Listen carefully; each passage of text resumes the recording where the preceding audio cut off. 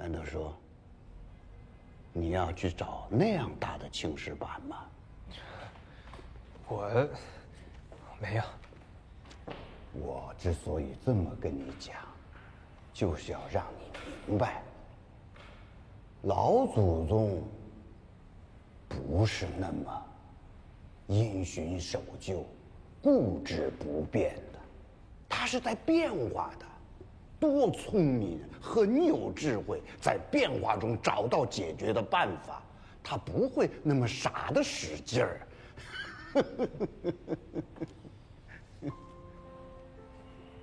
江都，你到这儿多长时间了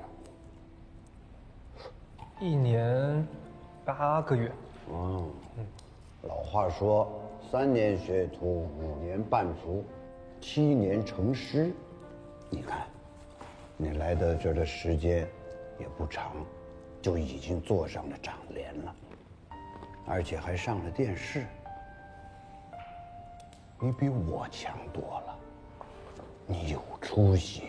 哎呀，我哪敢跟您比呀？您可别笑话我了。你这个人呢，聪明、肯干，很不错的，就是在做人做事，啊，要跟那个坐纸一样，108道工序，要脚踏实地的，一步一步的来。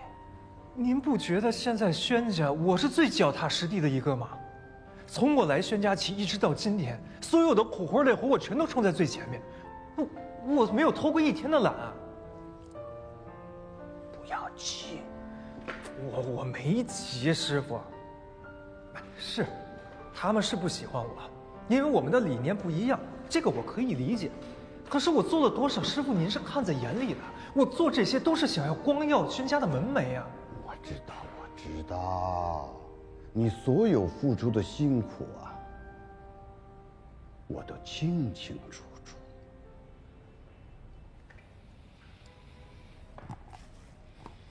师傅，既然您刚才提到了，我有些话一直想要跟您讲。想说就说，你说我听听。千年宣家，1000年传承。那我们作为宣家职场，我们必须要坚持古法呀。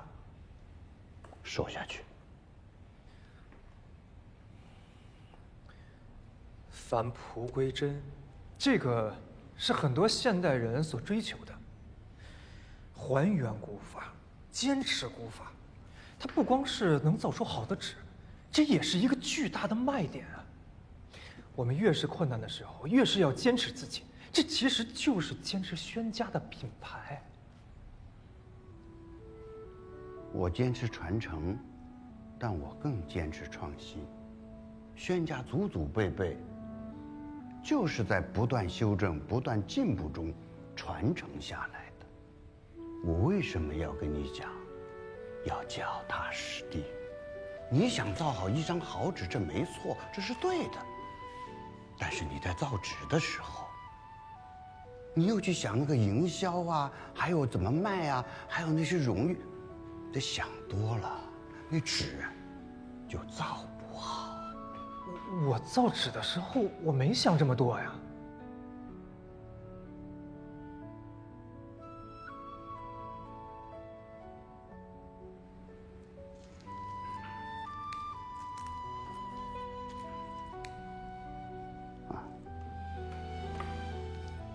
好了，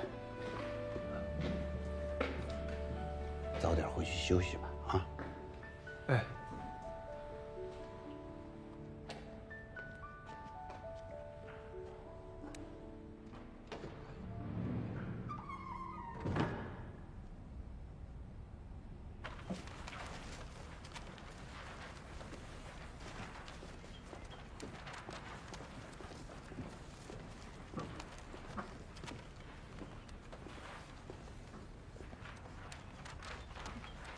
还是第一次看你对自己家纸这么没有信心。我怎么没信心？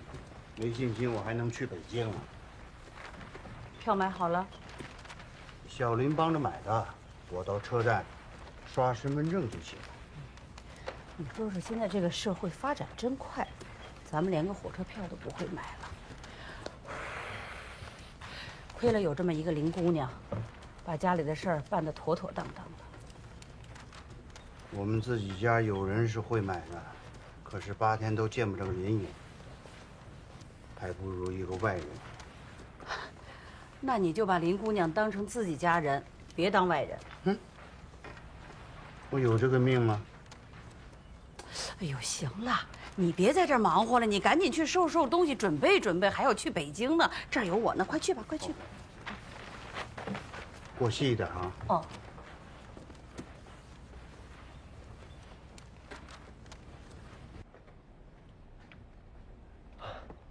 师傅，去年祭祖大典，咱们准备了猪头和鸡，还有好多东西。我看这日子临近了，咱们是不是也该开始准备起来了？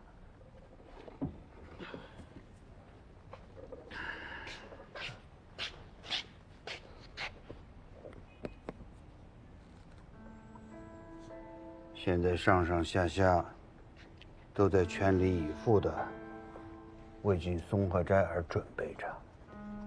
今年的祭祖大典呢，我看就先放一放，到明年的时候我们再祭。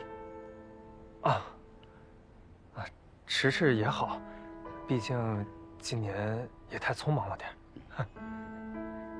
那您先忙着，我回去了。好。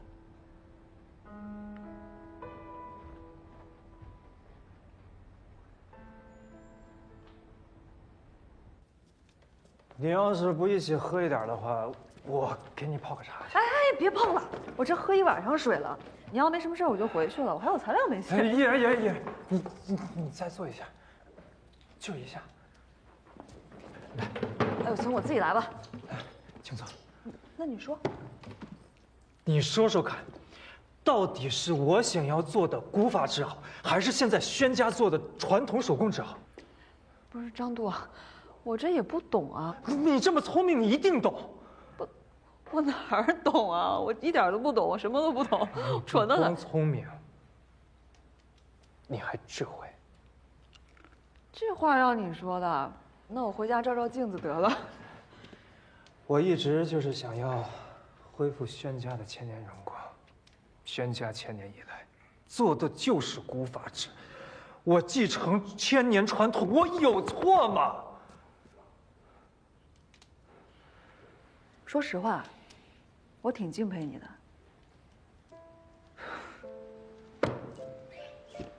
但是可悲呀，宣家人不这么想。或者你换位思考一下呢？宣叔叔这么坚持他的想法，也许有他的道理呢。不对，我是个外星人，我不姓宣。哎，行了，别喝了，喝够多的了。你呀，赶紧回去休息，我也该回去了啊。我就是想跟你说，如果我是宣言的话，我的坚持就没有错。那我跟你说，那是你以为。宣言在他爸心里边错大了，你知道吗？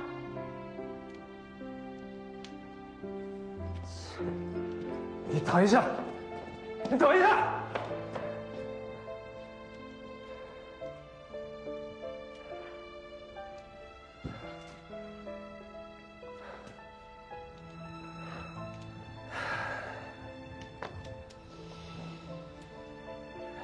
别人笑我太疯癫，我笑他人看不穿。不见武陵桃节木，无花无酒出寸天。哈哈哈哈哈！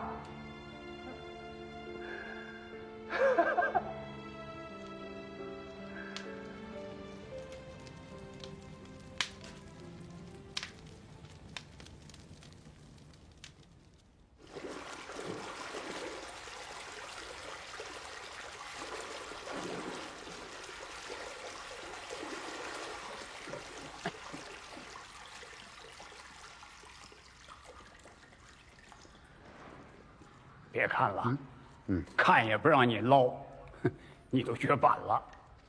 就这几个人，就这点活，还有哪你不放心？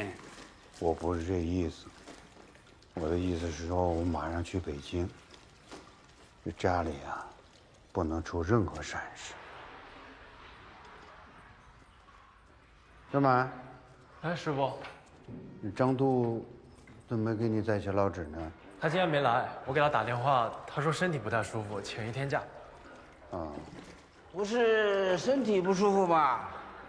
那是心里不舒服。哎，大家都在一起，常年干活的一家人，别在背后说三道四的，这不好。我跟你们说啊，我这次去北京啊，要待个好几天呢，大伙儿要警醒一点。咱们这行最怕的是什么？火呀！对，咱们这个沾不得火，沾火就出事儿。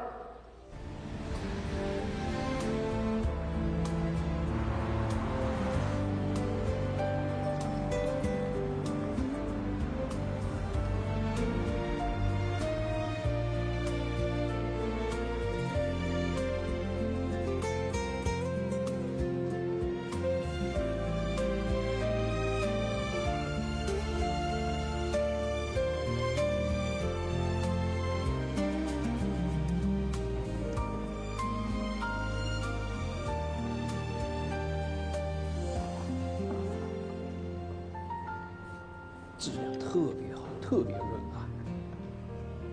哎，还有这款性价比高一点，500磅。哎，如果您要送人的话呢，我建议再配上一道宣纸啊。你看我们这个宣纸啊，特别好，对吧？还有那边，您先自己看一下啊。先生您好，你好，你好，请问有什么可以帮您？我是来谈合作的。这个要跟我们采购部谈呀，你有预约吗？麻烦您给带一句话，就是金县宣家，在康熙年间就跟松鹤斋合作了好几百年了。我今天就是来谈恢复合作的事。好，那你稍等。哎。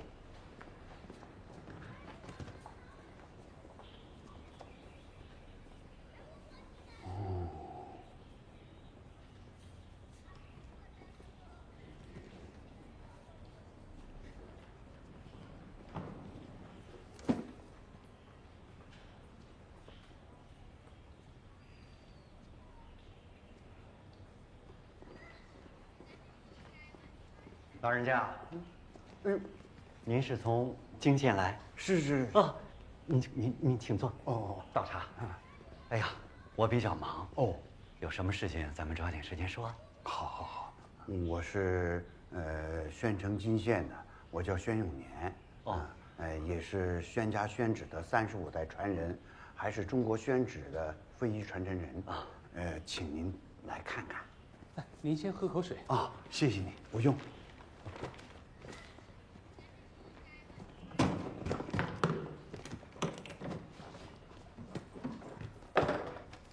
您看哦，宣氏的宣纸。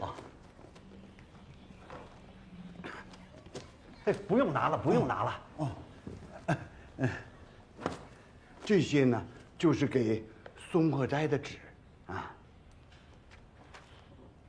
这些都是手工纸啊，好纸好纸。是啊，我们宣家是从宋朝开始就做宣纸的啊，青檀皮啊、沙田稻就是源于我们宣家的，有1000多年历史了。松鹤斋啊，是从康熙年间就打响了名头，一直到民国都是用我们宣家的纸。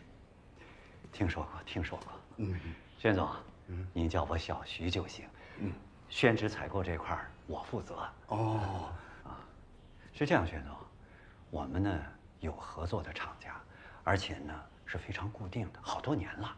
我知道，我们是合作了近100年的了。这不都是以前的事儿吗？以前那么长的时间合作，那以后更可以好好的合作。宣总，哎呀，我刚才不是说了吗？我们有长期合作的固定的厂家，而且合作的一直非常好。徐经理别误会，我绝对没有去撬别人生意的意思。我是说，纸卖的好不好，质量很重要。我就以质量来说话。您可以看看这个品质怎么样。如果说不行，质量不过关，二话不说，我扭头就走。您看，您看，来，帮帮忙。您看看，轻如蝉翼，白如雪，抖如丝绸，不闻声。泼墨似云，分五色，久藏不住，色如新。宣总，您看这样好吧？你把纸先放下，留个联系方式，先回去，然后咱们电话联系好吗？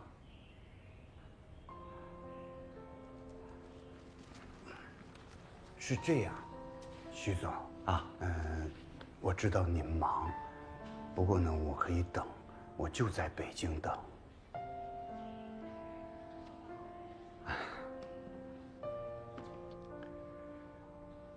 这样啊，宣总，虽然呢我负责选址采购，但是这事儿也不是你一言我一语咱们就能定得下来的。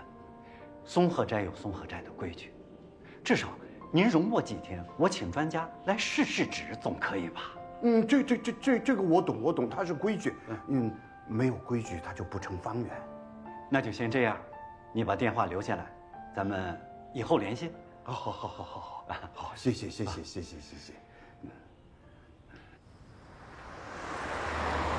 哎，你们两个去哪里啊？哪里去啊？不是，你早上布置我的资料已经给你放到桌子上了，然后桃子报告也写好，线上都发你了。桃子的报告写的不行，的地得不分，标点符号乱用。你的材料我马上回去看，估计也好不了。你们两个这是去吃饭吗？我们哪有时间准时吃饭呀？方广平他们家环保设备要改造，我们现在得赶紧过去。环保局一会儿来人了。去一个不就行了？廖主任，你有什么话就直说就好了。嘿，张度要做一种古法纸，他说要做的是千年宣纸的纯正血统。我认为这个提法很好，有高度，而且还填补了咱们桃花镇宣纸产业的一个空白，是一个很好的宣传方向。哟，这么厉害！林然，他让你去帮他录视频、做记录，帮他的古法纸做宣传。真是的，这张度，那肯定是我去呀！我给他拍的视频都100万点击了。好，你厉害，那你去吧。行，那你去方广平家，我去拍短视频。哎，去吧。走了啊，廖主任。你慢点吧。哎，交给我了，走了，拜拜。你这个2把刀，会不会开啊？别光拍短视频，视频文章也得写好了。哎，你放心，慢点开。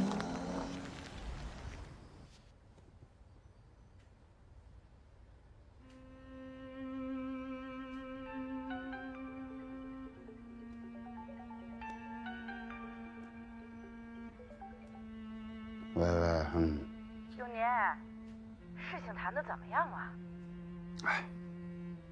那还能谈得怎么样？人家一听是安徽泾县来的宣家的，那非常热情，又端茶又倒水的，你放心吧。那太好了，这下你也了个心愿啊！哎，北京大，你跑来跑去的腰没事吧？事儿要办完了就赶紧回来啊！耶，你以为是买个针头扯个布条的事儿啊？再怎么样，人家也得按规矩来，找个人试纸。还没试纸呢，那就是事儿还没办妥呗。宣家的纸还有什么谈不妥的？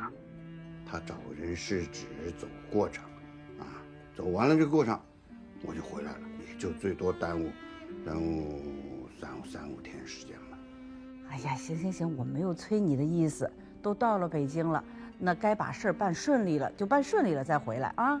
好了，兄妹啊，我累了1天了，也谈了1天，我想早点休息了啊。反正你放心，谈完我就回来。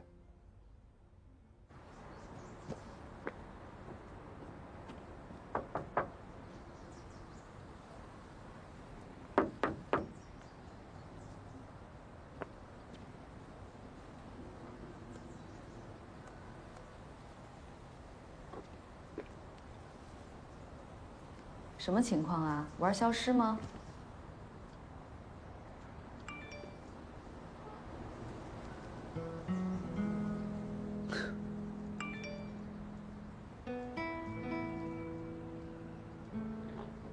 你挺会享受，去找灵感吗？找个地方跳海。死远一点是对的。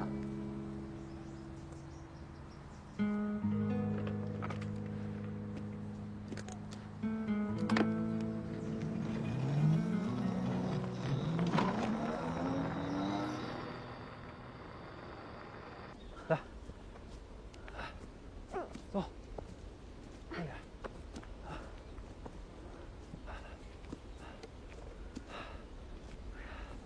小豆，还有多远啊？咱们翻完这座山，下一座山的山顶就是水的源头了。还有一座山。啊，行了。宣纸，它之所以可以流传千年，就是因为它注重每一个细节。古法造纸108道工序，每一道都要追求极致。我觉得你说的都对，但是我中午午休时间就2个小时，要是再爬的话，就来不及了。来，坚持一下，走，慢一点啊。我们就在这儿拍。好啊。这景不太行，咱换个地儿吧。还换呀？张度，你到底是要拍风景，你还是要介绍水源啊？我只想拍得更完美一点，把最好的景色可以呈现给网友啊，这样他们才会对古法造纸会更感兴趣。好，好，你来找。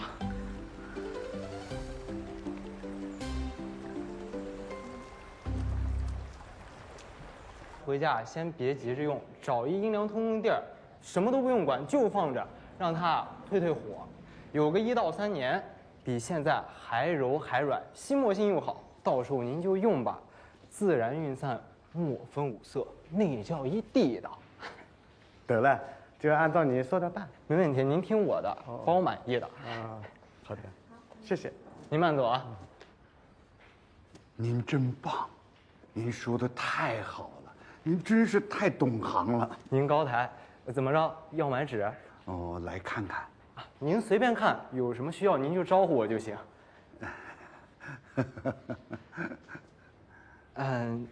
有话您就直说呗。您这啊，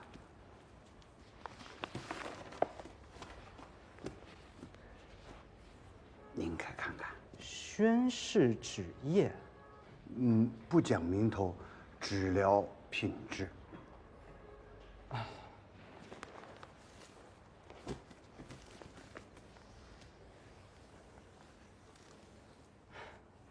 好纸，正宗的上好宣纸，难得呀！哎呀，我才是难得碰见懂行的。我想请问一下，这个纸要在这儿卖的话，它够格吗？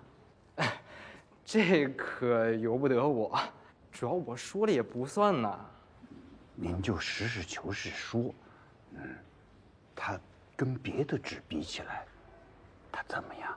我这么跟您说吧，我就负责卖纸，别的我不能乱说。您实事求是说，你怕什么？大叔啊，您这跟打卡似的，上午下午各来1次，真的没这个必要。我们徐经理啊，他最近真的挺忙的，他很少过来呀。我知道。不急，我能等。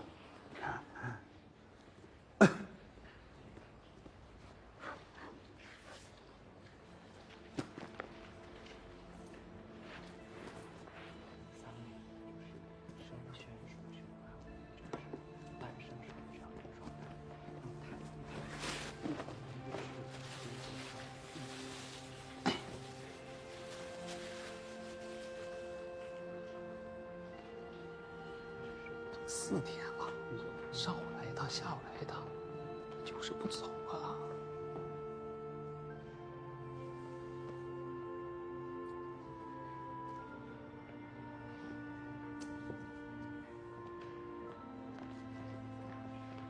宣总啊，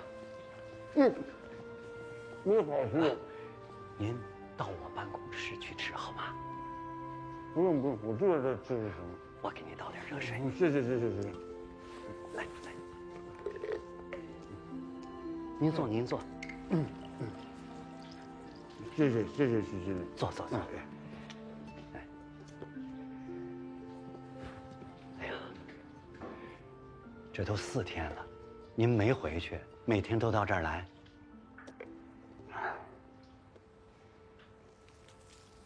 事没办好，不好回去。哎呀，这样啊，宣总，有一个专家，是大师，这几年呢，经常到我这儿来，就是为了找一张好纸。哦，我联系一下他，请他给您试纸。如果他说您的纸好，那么咱们这关就算过了。太好了。我现在就给江自流江大师打个电话，约他的时间。你说谁？江自流啊，这可是咱们京城最好的画家。徐经理，能不能换一个大师？因为他都要找一张好纸。您是怕他太挑是吗？我倒不是怕这个啊，我怕他不懂。他不懂。哎呀，宣总啊，能请到江大师给您试纸，我是壮着胆子，您知道吗？如果这你还挑3挑4，那我真的没办法了啊！哎，徐经理，我不挑，就请他试纸，那行，那您等我电话啊。哎。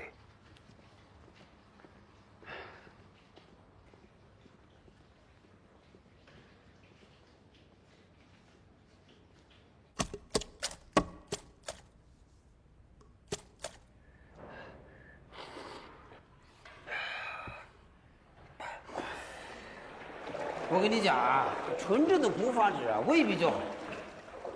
我跟老轩啊造纸这几10年，为什么一直研究改进呢？就是因为用工节约了，啊，整体品质就提高了。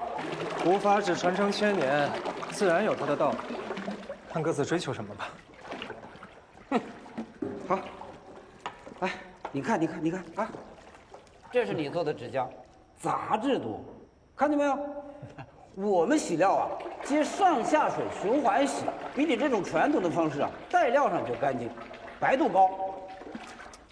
杂质本身也是纸的一种文化韵味，不能只追求白度啊。嘿，你这样讲就没法讲了。传统做到极致，才有机会出圈儿，怕就怕没有特点，了不靠。嘿。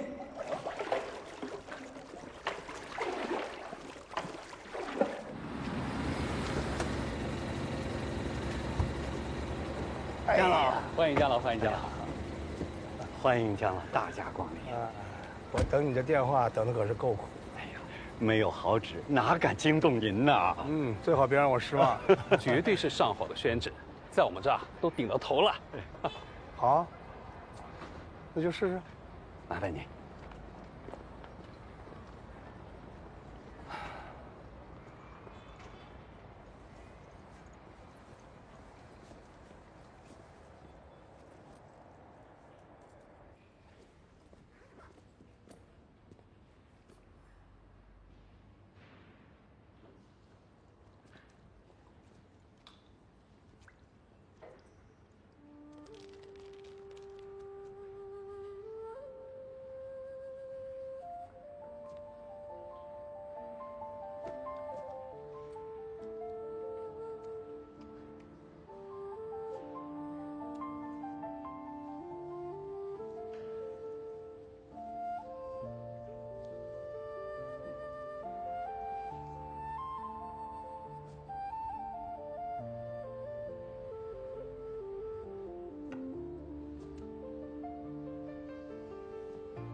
好纸，好纸啊！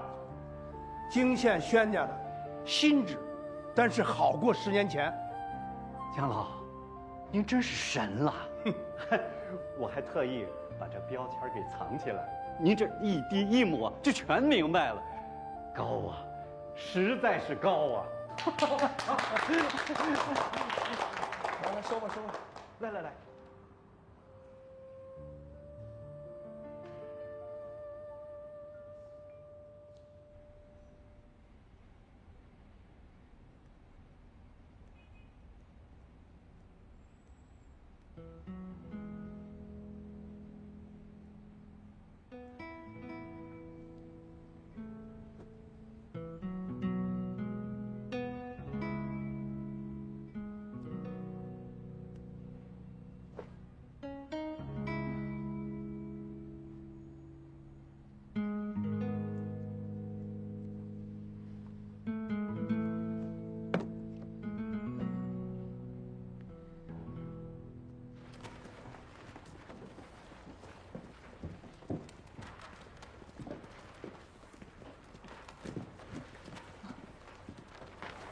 徐阿姨，哎，林姑娘来啦，找我有事儿啊？哎呀，也没什么事儿，就是想让你陪我吃吃饭。我今天一大早去市场买了小河虾，可新鲜了，还买了灶台锅巴，都给你做。那多麻烦呀！哎呦，不麻烦，你轩叔又不在，到家里去陪阿姨说说话。我刚想问呢，轩叔那边怎么样啊？我也正想告诉你呢，试纸了，觉得特别的好。哎，你说巧了，那试纸的是江自流，宣盐店师傅，你见过的。哎，说来呀，也挺有意思的。江自流这个人啊，10几年前就总往我们家跑，那时候宣盐还小呢，他老跟你宣叔要这样的纸，那样的纸。那要求可高了，可事儿了。2个人一见面就吵，吵完了还见，见完了还吵。可是他就是不去看别人家的纸。这回也是人家给说的好话，那证明他真心认可轩叔叔做的纸啊。那当然了。不过这能不能合作，还得看缘分。叶师傅，我呀想跟您捞点好纸。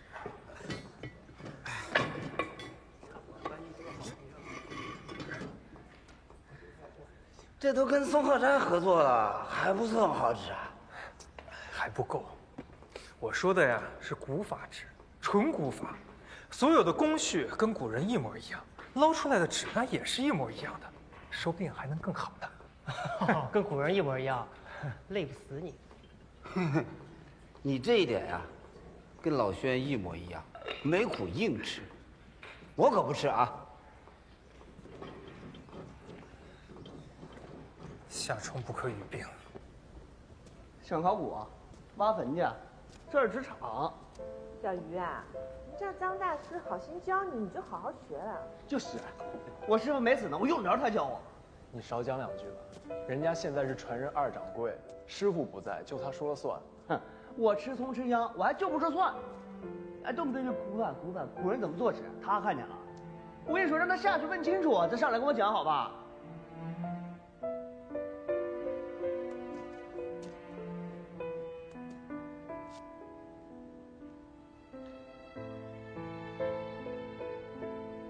各位师傅们，你们一定很奇怪，我怎么会拉了这么一个局？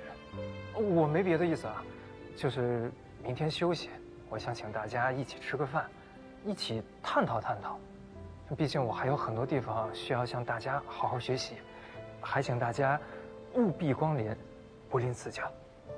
我马上订餐厅，把地址发到群里边。如果大家有什么想吃的，直接说，别跟我客气啊，咱们都是自己人嘛。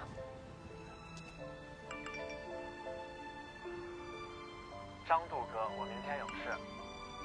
我不去，我没空。那他俩不去，我也不去了。你能请这啥好东西？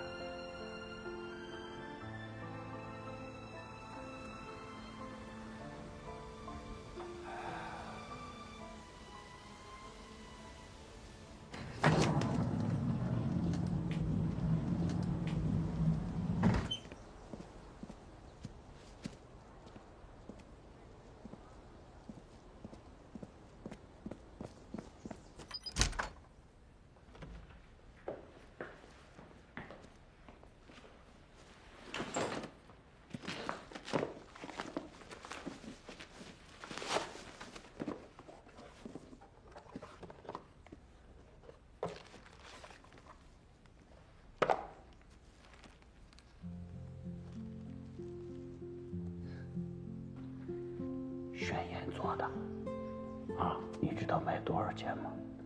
多少钱？999。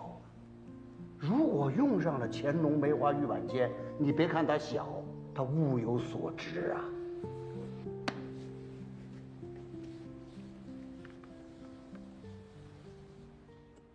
宣总，不客气，谢谢谢谢。哎呀，宣总，真的是对不起你。啊，姜老没得可说，一通夸，说纸好，好纸。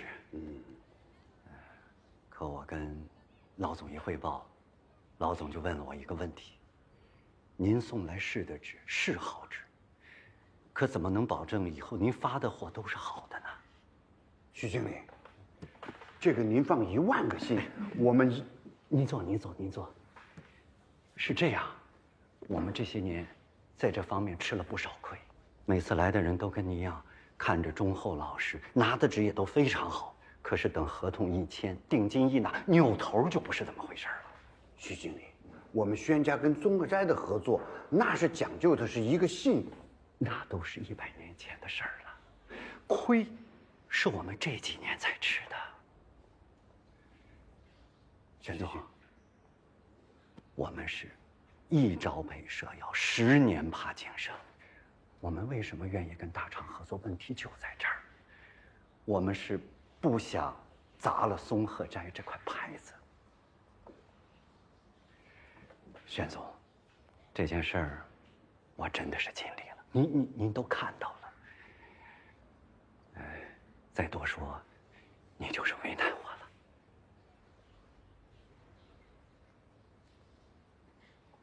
薛叔叔，不是说试纸挺顺利的吗？怎么回事啊？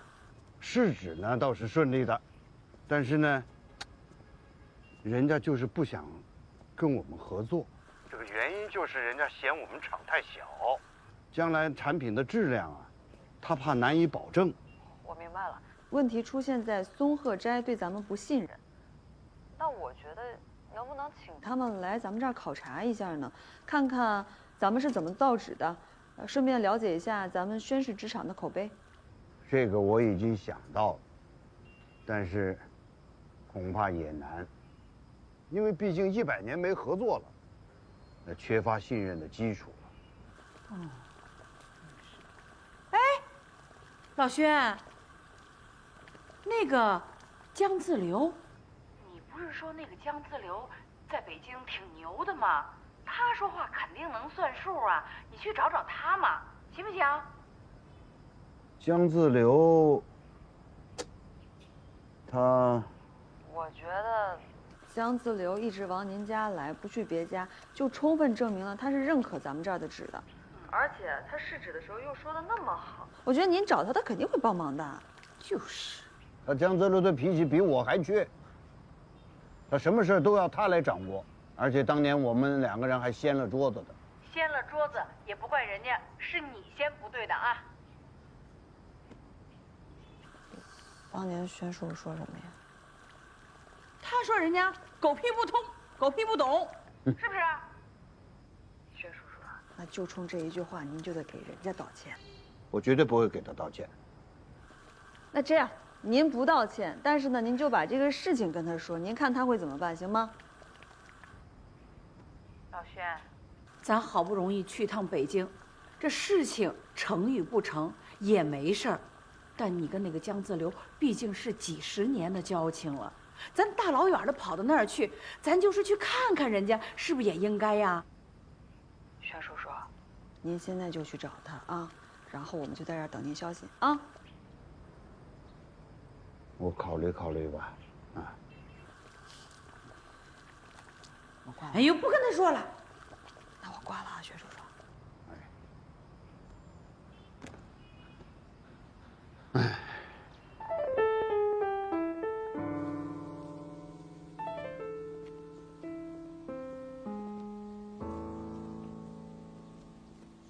小雪啊，就是这位先生找姜老师，请问您是？我是安徽宣城蓟县的宣永年。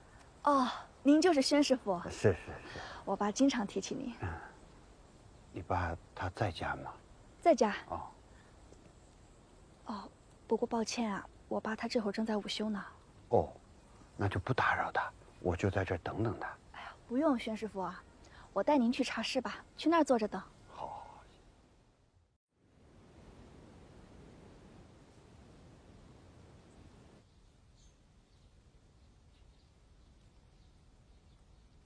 宣师傅在茶室等着呢。啊。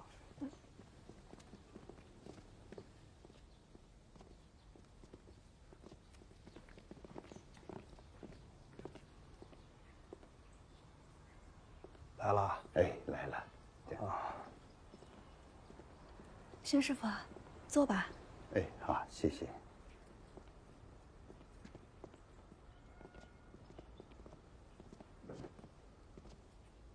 你可真是越来越讲究了，俩肩膀扛一脑袋，空着手就来了。我刚才在您家大门外看见有卖糖葫芦的，我去给你买一串。我够酸了。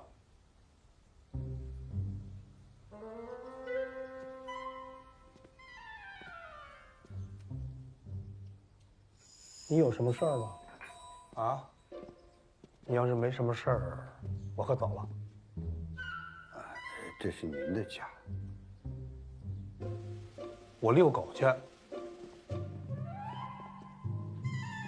爸。啊，宣师傅，你别。我也跟着一块儿溜去。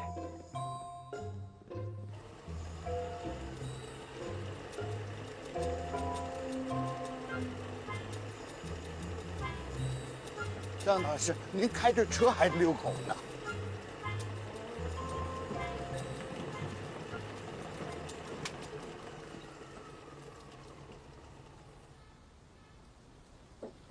哎呦我的妈呀！Lucky， 哎，怎么样啊？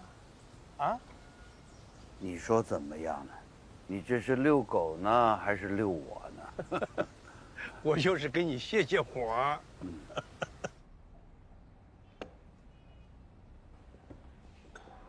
来吧，好东西，出了北京就吃不着了。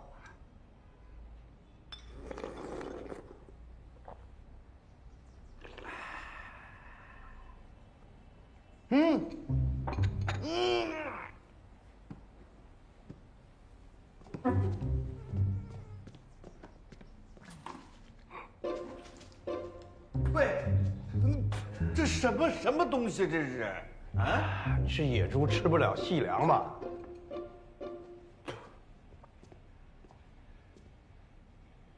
我们两个人的碗里盛的是一样的东西吗？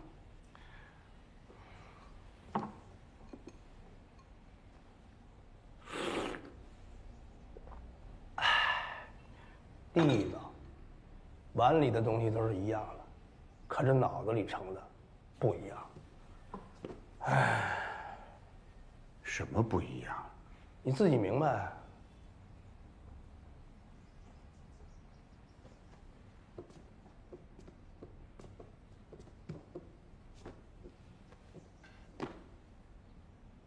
我明白了，徐经理肯定给你打了电话，因为是我找他要的你的地址。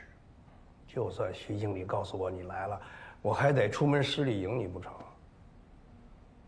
你知道我要来，你还搞这些没用的干嘛？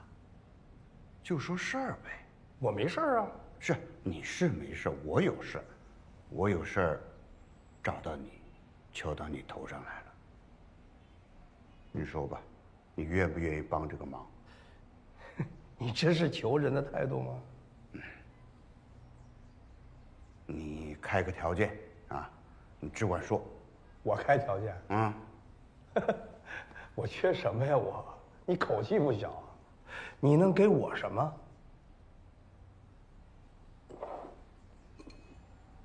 就这个，多少钱？我给。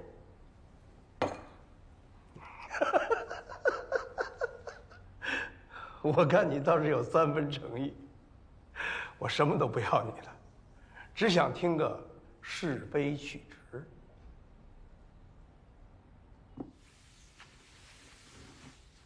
就这张纸，是您97年春分时节做的特净6尺单，您自己看看有什么毛病？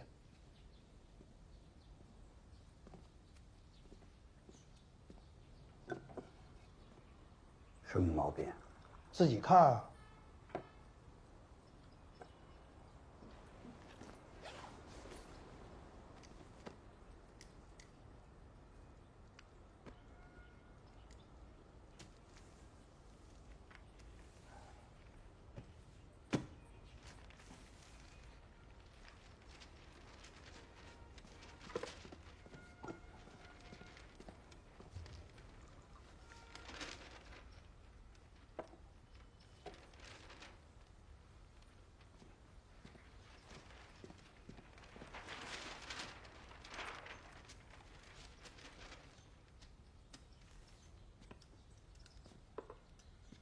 哎，没毛病。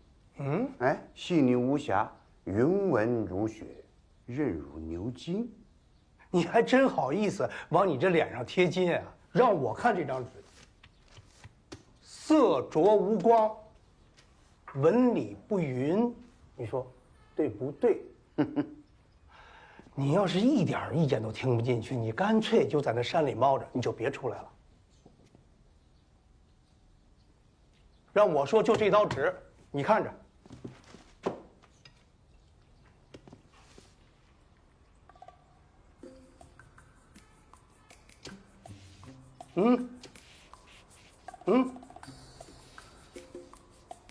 润墨失序，啊，再看写字儿，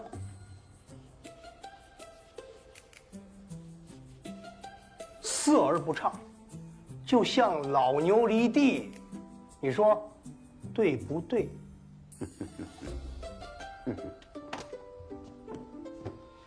你也别哼了，你大老远跑来，我也不想为难你，我就问你一个问题，你要回答的让我满意，我亲自给松鹤斋的董事长打电话，您的事儿包在我身上。你回答我，咱们两个，你和我，谁对纸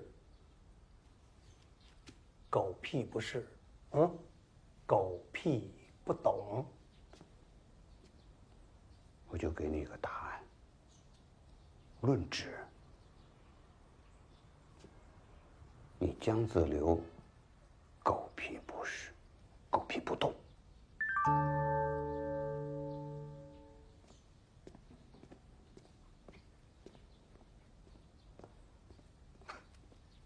犟驴。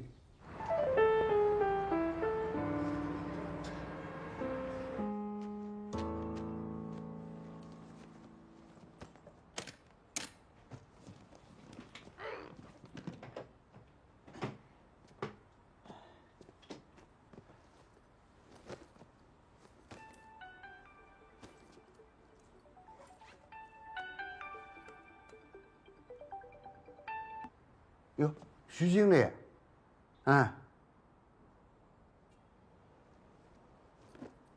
徐经理要到我们厂去考察。啊，不，肯定欢迎徐经理去，欢迎欢迎。谁呀？是江自流给你们领导打的电话。徐经理，没有搞错吧？哦不，欢迎徐经理去，欢迎徐经理。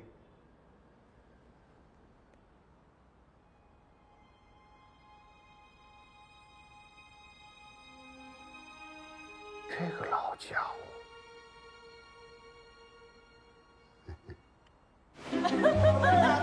看你这么开心。可不是嘛！哎呀，你说说，这老轩去北京是没白去，当然了，大伙儿呢也没白干。我早就想好了啊，如果这回合作成功了，我先给大家加工资。是，但不管多少，都是我的一个心意嘛。哎呀，你不用这么说，我们都放心着呢。你师傅还说了，他说啊，让咱们把这个纸啊多捞一点。人家呀要看咱的库存，到时候别人家要的时候咱没有啊，对不对？对，这个纸的质量一定要保证，好不好？好，您放心，今天这所有的厂子，我让他们开足马力。好，兄弟们，干活！干活！行，拜托了啊！我到别的车间，我去跟他们说说去啊。你慢点，慢点，师娘。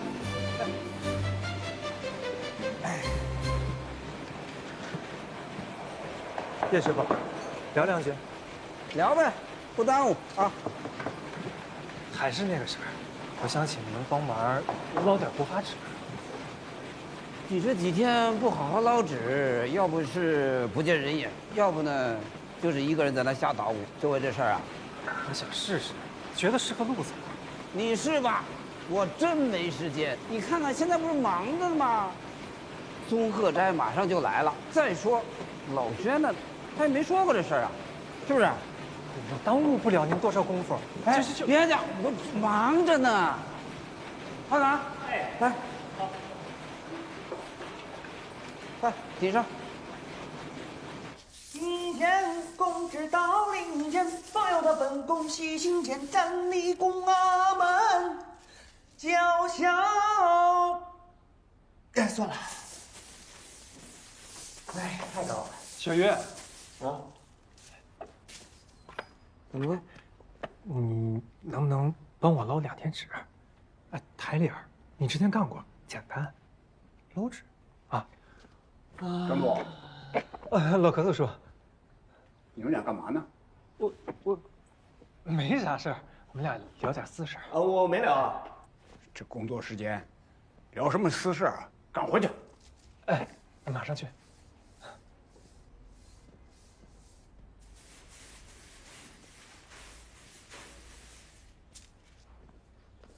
你就帮我捞2天纸，你觉得行吗？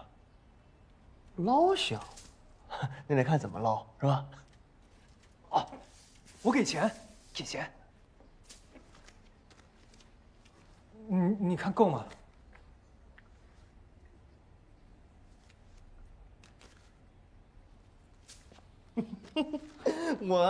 你看我就说你是个明白人。哎，什么时候捞？现在行吗？啊，走。这个，张度，谁让你捞国法纸的？没谁，我自己要捞国法纸。你师娘怎么交代的？你不知道啊？赶紧停下来，停下来！嘿，小鱼啊，都什么时候了，你还跟着一起瞎起哄？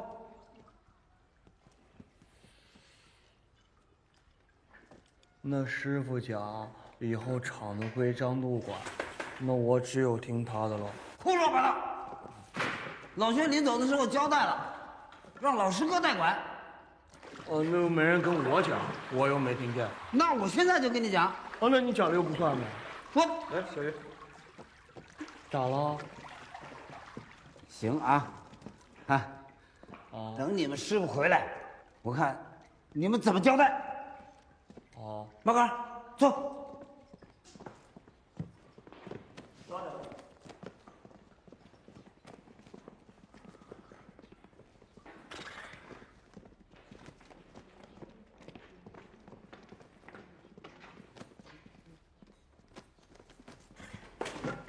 来，继续。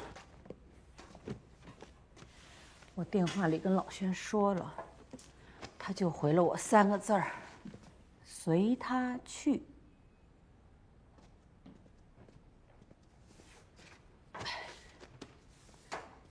这回一传人没有利他，他心里会有点不舒服。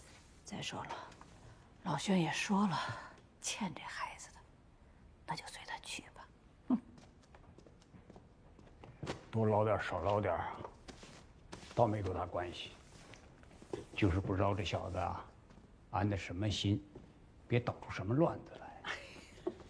师兄，张度这孩子，他除了轴没什么坏心眼儿，你说他能使出什么乱子来呀？您就别多想了。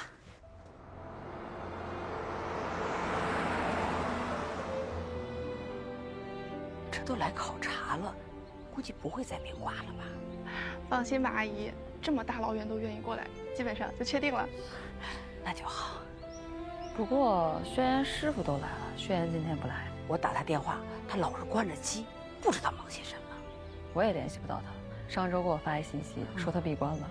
嘿，他别给我出家了。哎呀，不可啊！哎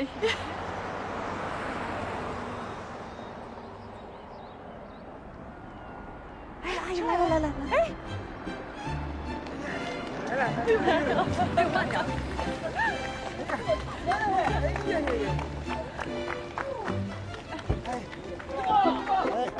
回来了，辛苦了。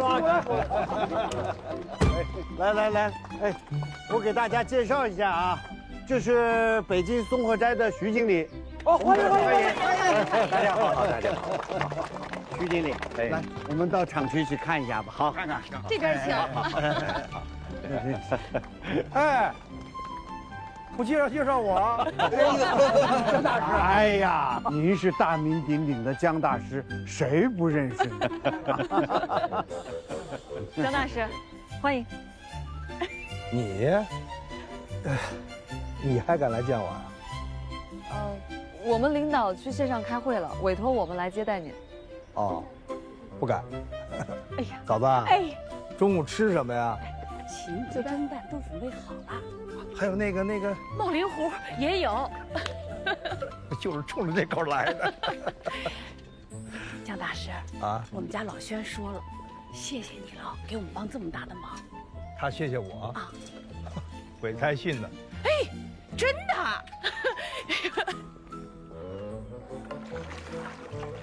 大家听我说啊，一会儿那个江大师和徐经理要来这里参观，所以呢，大家要拿出平时的最好的水平，可千万不要给我掉链子，明白了没？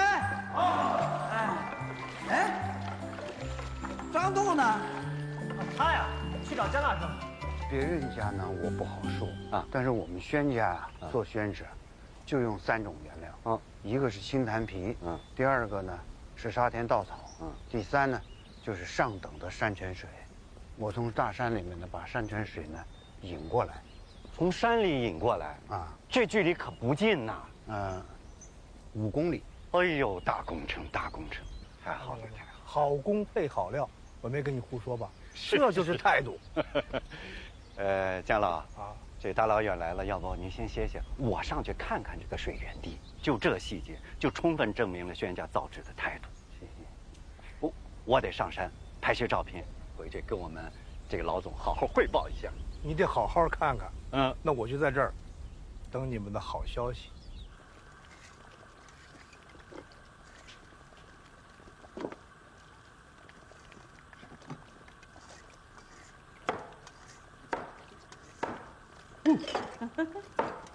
哎呀，这炒个小菜，熬个汤的我还行，做这个冒灵糊啊，还得是我们秀梅姐。对的呀，关键是那个江子溜嘴太刁了，糊弄不了。师娘，哎，生抽来了，就等他了。哇，好香啊！香吧？小满，哎，后院拔几颗葱。好。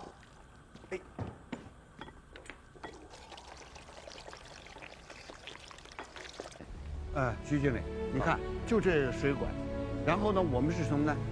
铺这个水管，山泉引过来，一直通到山下的蓄水池。这个地方呢，就是沙田稻。大家看看这个稻谷啊，就是我们做宣纸的，而且这个稻谷是很特别的。